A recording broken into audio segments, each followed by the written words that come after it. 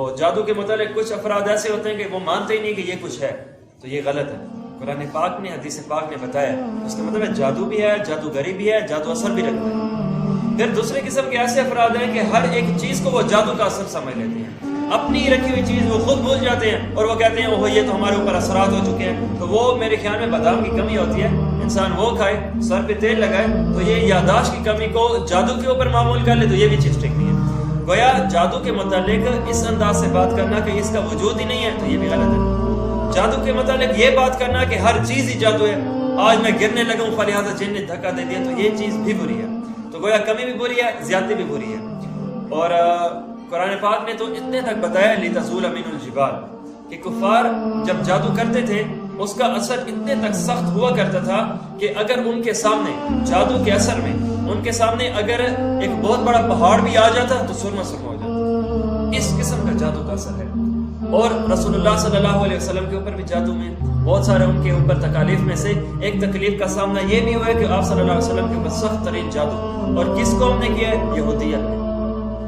لبید بن عاصم اس کا نام ہے، اپنی بچی کے ذریعے نبی علیہ الصلوۃ والسلام کو وہ کنگھی کرتے تو وہ کنگھی کے ذریعے سے آقا علیہ الصلوۃ والسلام کے بال لیے اور بالوں کے اوپر جادو کیا۔ اور حضرت عائشہ فرماتی ہیں نبی علیہ الصلوۃ والسلام کا انداز یہ ہو گیا تھا کہ بعض اوقات یوں لگتا تھا کہ یہ کام کیا ہے حالانکہ وہ نہیں کیا ہوتا تھا، یا اس کا برعکس۔ اور ایک مرتبہ نبی علیہ الصلوۃ والسلام بالکل نیند کی حالت میں ہیں، دو انسانی شکل میں فرشتے آتے ہیں اور رسول اللہ صلی اللہ علیہ وسلم اپنے آپ کو خواب میں سوئے ہوا دیکھتے ہیں، اور ایک فرشتہ انسانی شکل میں آ کے سر کے قریب بیٹھ گئے اور دوسرا فرشتہ پاؤں کے قریب بیٹھ گئے۔ اب ایک فرشتہ دوسرے فرشتے سے پوچھ رہا ہے کہ یہ کون ہے؟ کہا یہ محمد رسول اللہ صلی اللہ علیہ وسلم ہے۔ کہا ان کو کیا ہوا؟ کہا ان کے اوپر جادو کیا گیا۔ تو پھر کیا ہوا؟ تو پھر کس نے کیا؟ بھائی فلاں نے، جو میں نے ابھی یہودی کا نام لیا۔ تو کہا پھر کس طریقے سے کیا؟ بھائی اس انداز سے کیا، بچی ہے وہ بالوں کے ذریعے سے کیا گیا۔ کہا پھر یہ جادو کے اثر سے اب کیا ہوگا؟ اب ان کی یہ حالت ہے کیسے ٹھیک ہوگی؟ کہا مدینے کے قریب جو فلاں کنواں ہے، تو نبی علیہ الصلوۃ والسلام کے جادو بال مبارک کے اوپر جادو کر کے وہ یہودی نے اس کو بہت ساری چیزوں میں لپیٹ کر اس کنویں کے نیچے رکھا ہوا ہے، اگر رسول اللہ صلی اللہ علیہ وسلم وہاں پہ تشریف لے جائیں اور اس کو کھول لیں اٹھا لیں تو جادو کا اثر ختم ہو جائے۔ تو یہ نبی علیہ الصلوۃ والسلام کا خواب مبارک یہاں پہ ختم ہوتا ہے، اور یہی تو شان نزول ہے جو قرآن پاک کی آخری جو صورتیں ہیں مکتوب کے لحاظ سے، قل اعوذ برب الفلق اور قل اعوذ برب الناس، اسے موعظتین کہتے ہیں۔ یہ وہ صورت ہے کہ جو جادو کے متعلق اتری تھی، اور یہ قل اعوذ برب الفلق والناس یہ جادو کے لیے توڑ کا ذریعہ بنتی ہے۔ جادو کا اثر اتنا سخت نہیں ہے جتنا کہ جادو کو توڑنے کے لیے یہ دو صورت ہے۔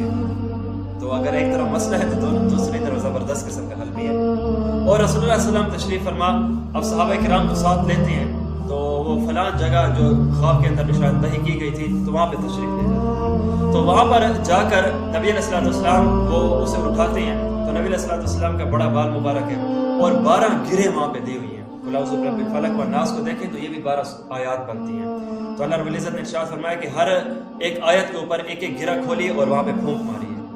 تو وہ 12 بالوں کے اوپر گریں دی ہوئی تھی اور ایک ایک گرہ کے اندر بال کی ایک ایک سوئی چپی ہوئی تھی، اور وہ جو پانی اس وقت کا تھا وہ مہندی مائل ہو چکا تھا۔ یہ تو آج ہمارا پانی کے اندر فرق ہے کہ یہ پینے والا ہے، یہ باتھ روم کے لیے، یہ نہانے کے لیے، یہ انداز الگ الگ، وگرنہ پہلے زمانے میں تو بالکل پانی پاک اور صاف ہوا کرتا تھا، تو وہی پینے والا ہوتا تھا، وہی نہانے والا ہوتا تھا۔ فیکٹریاں ہوتے نہیں تھیں کہ کوئی کنویں کا یا ندی کا پانی بالکل خراب ہو جائے، نہ ذائقے میں نہ رنگ میں۔ اور وہ جادو کے اثر سے اتنا زیادہ تیز ہو چکا تھا کہ اس کا بالکل وہ مٹیالہ اور مہندی والا رنگ ہو چکا تھا۔ تو نبی علیہ الصلوۃ والسلام نے مکمل ہر ایک کے اوپر وہ گرہ کھولی اور وہ آیت پھونکی، اور جیسے ہی وہ آخری گرہ کھولی اور یہاں سے نبی علیہ الصلوۃ والسلام نے ارشاد فرمایا مجھے ایسے محسوس ہو رہا تھا جہاں کہ میں کہیں گیا ہوا تھا، اب واپس لوٹ رہا ہوں۔ یہ جادو کا اثر ہے، لیکن مایوس ہونے کی ضرورت نہیں ہے۔ جہاں پہ جادو ہوتے ہیں تو وہاں پہ جادو کے حل بھی ہوتے ہیں۔ ایک تو 2 نمبر قسم کے عامل ہوتے ہیں، پیسے زبردست قسم کے لے لیتے ہیں اور کام کچھ بھی نہیں۔ اللہ تعالیٰ ان کے ہمیں شر سے بچائے کہ جنہوں نے دکانداری کھولی ہوئی ہے۔ تو ایک مثبت طریقے بھی ہوتے ہیں، اور وہ ان میں سے میں آپ کے سامنے رسول اللہ صلی اللہ علیہ وسلم کی ہر معاملے میں سنت مبارک، حتیٰ کہ کھانے میں بسم اللہ یہ جادو کا توڑ ہے، حتیٰ کہ دوپہر کا سونا کیلولا کہلاتا ہے، جادو کا توڑ ہے، حتیٰ کہ کھجور اجوا حدیث کے مطابق بتائی گئی یہ کھانا بھی جادو کا توڑ ہے۔ مزے کا مزہ، سو رہے ہیں آرام ہے لیکن جادو کا توڑ، کھا رہے ہیں مزے سے لذت آ رہی ہے، جادو کا توڑ۔ تو رسول اللہ صلی اللہ علیہ وسلم کی ہر معاملے میں سنت، ہر معاملے میں سنت، ہر معاملے میں سنت جادو کے اوپر کاری ضرب ہے، توڑ کے رکھ دیتی ہے، شرط یہ کہ یقین ہو۔ ہم ہزاروں روپے لگا دیتے ہیں اور وہ بالکل ہمیں ایک بیوقوف بدو بنا دیتے ہیں. ہم بھی اپنا زیادہ تر سے حضرت جی کہہ رہے ہوتے ہیں. آج کل یہ زیادہ تر یہ جو ٹوپی ڈرامے چلے ہوئے ہیں یہ ایسے ہی ہمارے ڈر کا فائدہ اٹھاتے ہیں. کہا ایسے بھی ہوتا ہوگا. وہ چند ایک باتیں اندازے میں یوں اندھیرے میں تیل لگا لیتے ہیں. کوئی بندہ جیسے کسی کو متاثر کرنے کے لیے کہتا ہے نا میرے خیال میں مجھے لگتا ہے کہ تمہیں آم پسند ہے. بھائی سب کو پسند ہوتا ہے. اس قسم کی باتیں کرنا جس سے اگلے کے نظریات کو بالکل اپنے ہاتھ میں کر لینا. تو کہا کبھی کبھی تمہارے جسم میں بھی درد ہوتا ہے. بھائی سب کو ہوتا ہے. اس انداز جیسی کچھ بھی باتیں کر لینا تو پھر اس کے بعد وہ گرفت سب پتہ ہے وہ سارے کے سارے ایسے ہی ڈرامے ہوتے ہیں. ہمارے ذہن کو کیپچر کرنا ہوتا ہے. تو اللہ تعالیٰ ان کے شر سے محفوظ